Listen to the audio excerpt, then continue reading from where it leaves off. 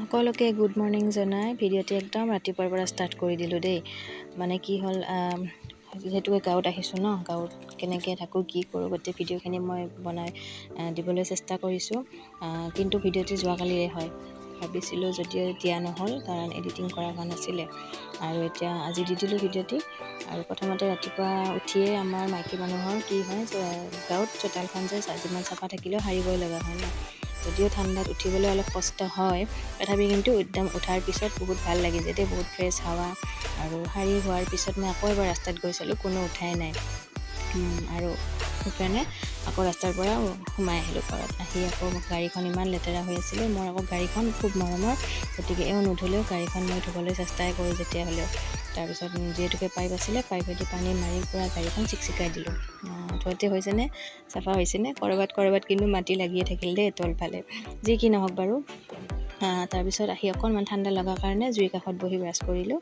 আৰু ইফালে চাওকচোন, গছৰ অমিতা মানে পিছফালে আছিল, য'ত বহি আছিলোঁ তাতে অমিতা দেখি মই দুপৰীয়াৰ কাৰণে টাৰ্গেট কৰিলোৱে আৰু মানে অমিতা খাবলৈ। তাৰপিছত আকৌ গা চা ধুই আহি এতিয়া যাম টেকেলি পিঠাৰ কাৰণে। মানে টেকেলি পিঠা খাবলৈ মন যাই আছে, বহুত দিন হ'ল খোৱা নাই। তাৰ কাৰণে দেউতাক নাৰিকল কাটি দিব দিলোঁ। আৰু এইফালে মিলতে কালি খুন্দি আনিছে চাউলৰ গুড়ি। কিন্তু এটা বস্তু গম পালোঁ যে মিলত খুন্দি অনা গুড়াৰ কিন্তু পিঠা চিঠা বনাবলৈ অকণমান দিগদাৰী হয় কিছুমান ক্ষেত্ৰত।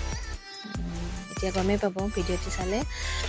এতিয়া অকণমান ৰ'দত দিছিলোঁ, আৰু সেইখিনি এতিয়া লৈ পিঠা বনাবলৈ ঢেঁকীঘৰলৈকে যাম। মানে ঢেঁকীঘৰটো আমাৰ এনেই ইউজে নহয়, মানে কোনো তাতে একো নকৰে। আৰু বেলেগকৈ চৌকাৰ পাকঘৰ বৰ্তমান নাই কাৰণে তাতে চৌকা এটা আছিলে, তাতে বনাম বুলি আহি গ'লোঁ। তাতে গোটেইখিনি যোগাৰ ল'লোঁ, তিল অকণমান লৈছোঁ, মিঠৈ অকণমান লৈছোঁ। আৰু এতিয়া গুড়াখিনি পানীৰে অকণমান সানি ল'ব লাগিব। হৈছেনে ক'বচোন। মই কিন্তু টেকেলি পিঠা বেছিকৈ বনোৱা নাযায়, ঘৰত বনালেতো মাহঁতে বনায়, গতিকে ইমান এক্সপিৰিয়েঞ্চ নাই বাৰু মোৰ। তো টিকলাই বোলে মোক নিমখ যোগাৰ দিব, গতিকে নিমখ দিছে অকণমান। নিমখটো অকণমান দিলে ভাল আৰু সোৱাদটো বেলেঞ্চত থাকে। আৰু মিঠৈটো দিয়াই যাব, গুড় মিঠৈ।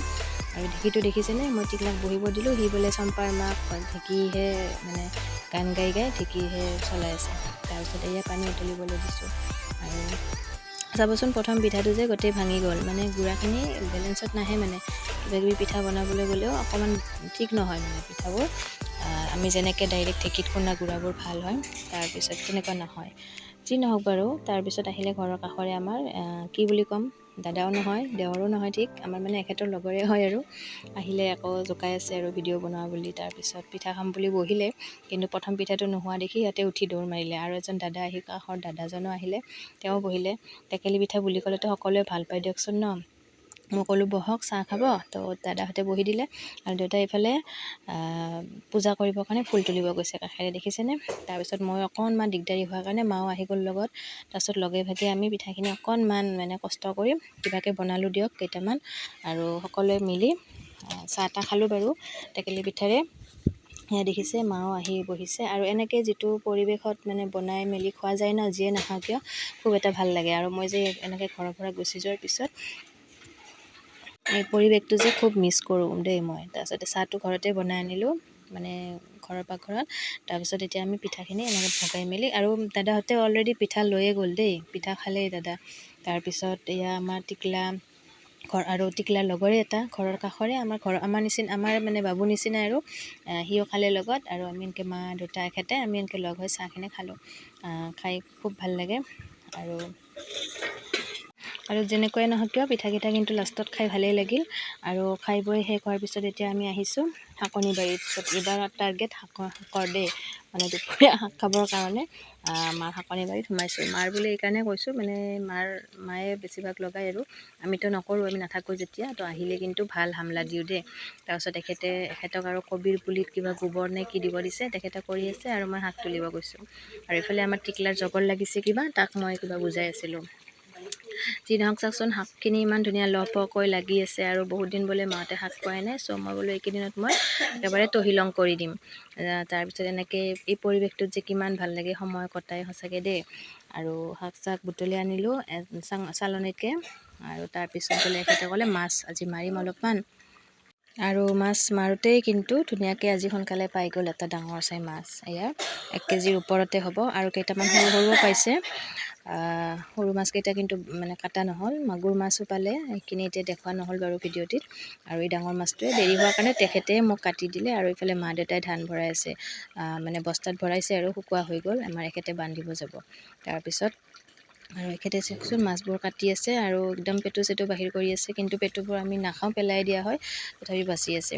এনেকৈ ধুনীয়াকৈ কাটি দিলে, ডাঙৰ ডাঙৰ টুকুৰা হৈ গ'ল একদম। এতিয়া মাছ চাছ ভাজি কি বনালোঁ, শাক বনালোঁ, তাৰপিছত অমিতাৰ লগত মাছ বনালোঁ, আৰু আলু বেঙেনা পোৰা, সেনেকৈ কিবাকিবি দালি বনালোঁ। আৰু টিকলা আহিছে মোৰ খবৰ ল'বলৈ, মাজতে চাব আহে, আৰু বাকীটো এনেই ঘূৰিয়ে ফুৰে আৰু এতিয়া মানে চাব আহিছে মা ভাত হ'লনে নাই। তাৰপিছত মই বোলো ৰ'বা হৈছে। আৰু ভাত চাত হোৱাৰ পিছত সকলোকে দি মেলি লাষ্টত মানে খাব বহিলোঁ। শাক, অমিতা চব্জি, মাছ ভাজি ল'লোঁ। তাৰপিছত এনেকৈ মই লাষ্টত মানে ভাতখিনি খালোঁ আৰু। তো ভিডিঅ'বোৰ চাই কেনেকুৱা পালে মোক জনাব, আৰু যদি ভাল লাগিলে লাইক কমেণ্ট কৰিব, আৰু বেয়া লাগিলে একো নক'ব দেই। আৰু গাঁৱৰ পৰা আকৌ ভিডিঅ' দিবলৈ চেষ্টা কৰিম। তো এতিয়ালৈকে আহোঁ, বাই বাই।